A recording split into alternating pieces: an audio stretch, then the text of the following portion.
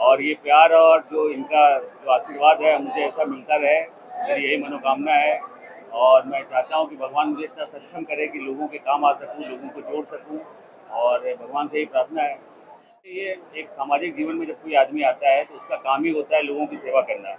और मैं जब से आया हूँ तब से कर रहा हूँ, और मैं उम्मीद करता हूँ आगे भी भगवान मुझे इतनी शक्ति दे कि मैं लोगों का काम कर सकूँ।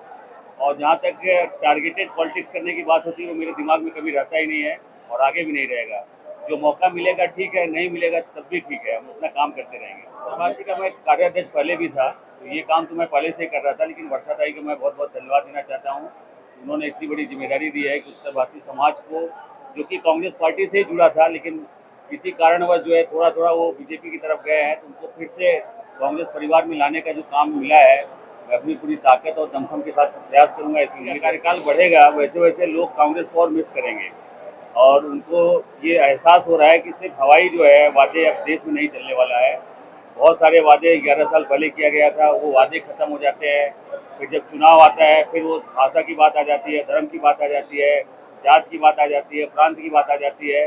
क्योंकि बीजेपी जो है असल मुद्दे जो है उस पर बात ही नहीं करना चाहती। जो बेरोजगारी का मुद्दा है, महंगाई का मुद्दा है, भ्रष्टाचार का मुद्दा है, और मुझे लगता है ये मुद्दे जो है लोगों के जीवन में अब हिट कर रहा है। और उनको ये समझ में आ रहा है कि कांग्रेस पार्टी एक ऐसी पार्टी है जो सारे समुदाय, सारे वर्ग को लेकर चलती है, और देश का विकास ऐसा होता है कि जिसमें सबका हक बनता है।